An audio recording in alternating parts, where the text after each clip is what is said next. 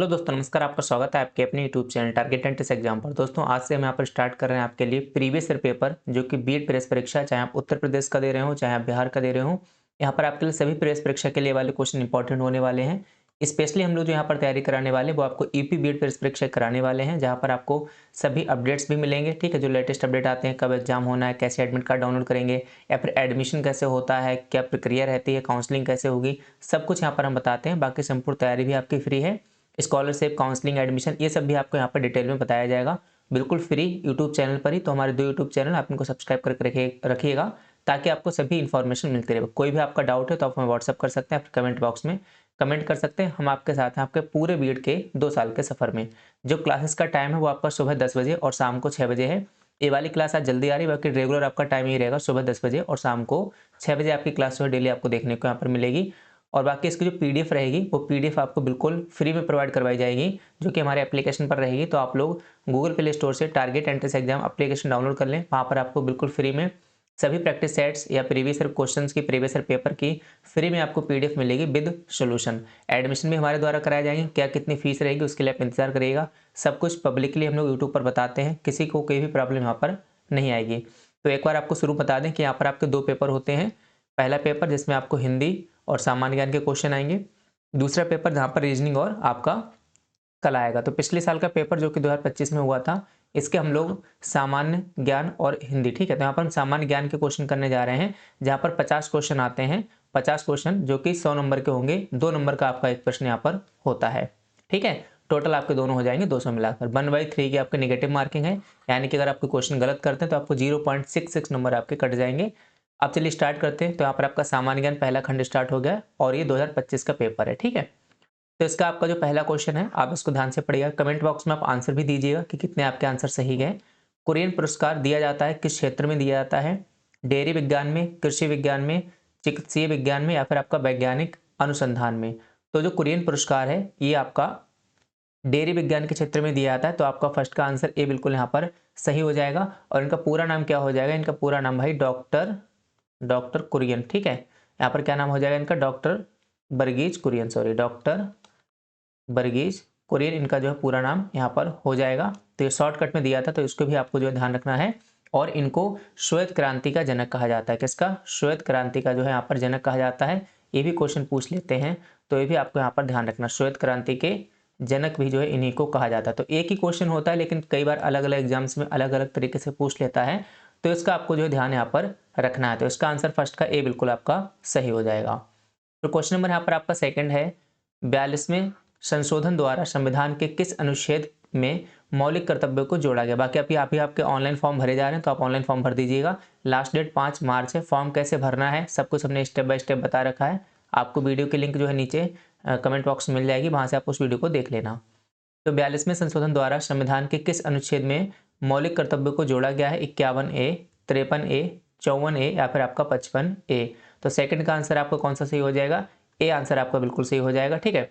1900 कब? 1976 में, ठीक। 1976 में 42वें संविधान संशोधन द्वारा जो है आपका ये जोड़ा गया था। 51A, 51A कहाँ आता है आपका? भाग 4A में। ये भी आपको इसमें ध्यान रखना है। फिर यहाँ पर क्वेश्चन नंबर आपका थर्ड है, दिल्ली के सिंहासन पर बैठने वाली प्रथम और अंतिम मुस्लिम महिला शासक, ठीक है। प्रथम और अंतिम मुस्लिम महिला शासक कौन थी? रोशन आरा, जहां आरा, रजिया सुल्तान, या चांद बीबी। तो इनके बारे में आपने अच्छे से पढ़ रखा है। रजिया सुल्तान यानी ऑप्शन आपका सी बिल्कुल सही हो जाएगा। और अगर इनके शासनकाल की बात करें तो 1236 से 1240 तक जो है इनका शासनकाल यहाँ पर रहा था। अब क्वेश्चन नंबर आपका यहाँ पर फोर्थ है, अष्ट प्रधान का क्या अर्थ था? यानी जो अष्ट प्रधान है इसका क्या अर्थ था? मंत्रियों की एक परिषद जो मराठा शासक के सलाहकार के रूप में कार्य करती थी। ऑप्शन बी, कुछ नेताओं द्वारा बताया गया अष्टमार्ग। ऑप्शन सी, एक तरह का कर यानी टैक्स। ऑप्शन डी, उपयुक्त में से कोई नहीं। तो फोर्थ का आंसर क्या हो जाएगा आपका? छत्रपति शिवाजी महाराज के 8 मंत्रियों की ये परिषद थी, जिसे क्या कहते थे? अष्ट प्रधान कहते थे। यानी कि ऑप्शन आपका ए बिल्कुल यहाँ पर करेक्ट हो जाएगा। फिर यहाँ पर क्वेश्चन नंबर आपका 5 है, प्लासी का युद्ध कब हुआ? 1757 ईस्वी में, 1764 में, 1576 में, या फिर 1761 में। तो 5 का आंसर यहाँ पर कौन सा हो जाएगा आपका? ए बिल्कुल सही हो जाएगा, ठीक है। अगर पूरी हम डिटेल में बात करें तो 23 जून 1757 ईस्वी में। आंसर आपका कौन सा करेक्ट हो जाएगा? 5 का ए बिल्कुल आपका यहाँ पर सही हो जाएगा। फिर क्वेश्चन नंबर यहाँ पर आपका 6 है, 1930 में गांधी जी ने सत्याग्रह किया तथा दांडी यात्रा क्यों की? तो आपको पता ही नमक कानून तोड़ने के लिए, यानी 6 का ऑप्शन आपका ए इसमें बिल्कुल करेक्ट हो जाएगा। इसकी आपको पूरी पीडीएफ मिल जाएगी ऐसे ही, तो आप जो प्ले स्टोर से हमारा एप्लीकेशन डाउनलोड कर लेना, वहाँ पर आपको मिल जाएगी। भारत में गरीबी हटाओ का नारा किस पंचवर्षीय योजना के अंतर्गत दिया गया? गरीबी हटाओ यानी कि बेरोजगारी हटाओ, उस टाइम काफ़ी ज़्यादा था, तो इस तरीके से यहाँ पर गरीबी हटाओ एक जो है नारा दिया गया था। पंचवर्षीय किस पंचवर्षीय में दिया गया उसकी बात की गई, पहली, दूसरी, चौथी या फिर पाँचवीं? तो क्वेश्चन नंबर 7 का यहाँ पर क्या करेक्ट आंसर हो जाएगा वो आपको यहाँ पर बताना है। तो इसका आंसर हो जाएगा आपका डी यानी कि पाँचवीं। और पाँचवीं पंचवर्षीय योजना कब से कब तक थी ये भी आप याद रख सकते हैं, इसमें भी कई बार जो है क्वेश्चन देखने को मिल जाता है। तो आपका ये 1974 से 1979 तक थी, यानी आंसर आपका डी बिल्कुल यहाँ पर सही हो जाएगा। क्वेश्चन नंबर आपका 8 है, नील नदी की देन किसे कहते हैं? भारत को, मिस्र को, सूडान को या फिर जापान को? तो 8th का आंसर यहाँ पर कौन सा सही हो जाएगा आपका? बी सही हो जाएगा, मिस्र को। ठीक है, इसे यहाँ पर जो है आपका नील नदी का उपहार भी कहा जाता है। फिर यहाँ पर क्वेश्चन नंबर आपका 9 है, सर्वप्रथम चांदी के सिक्कों का प्रचलन किस शासक ने करवाया था? समुद्रगुप्त, चंद्रगुप्त विक्रमादित्य या ऑप्शन सी कुमारगुप्त महेंद्रगुप्त या ऑप्शन डी स्कंदगुप्त? तो चांदी के सिक्कों का सबसे पहले प्रचलन किसने करवाया था? 9th का ऑप्शन आपका यहाँ पर बी बिल्कुल सही हो जाएगा। ठीक है, चंद्रगुप्त और विक्रमादित्य। साथियों, हम बात करने वाले हैं यूपी बीएड प्रेस परीक्षा की बेस्ट बुक के बारे में, जो कि आपकी परीक्षा के लिए बहुत ही उपयोगी साबित होगी। ये चक्षु पब्लिकेशन के द्वारा यहाँ पर प्रकाशित की गई है। ये कला वर्ग वाले छात्रों के लिए है, जो कि संपूर्ण स्टडी गाइड बुक है। इसमें आपको एक सरल पेपर भी मिलता है, जिसकी मदद से आप पूरा देख पाएंगे किस तरीके से पेपर आता है। इसकी पूरी व्याख्या सहित आपको हल भी दिया गया है। इसमें पूरा सामान्य ज्ञान, हिंदी, कला वर्ग और रीजनिंग सभी सब्जेक्ट कवर किए गए हैं, तो आपको इसके अलावा कोई भी बुक लेने की जरूरत नहीं पड़ेगी।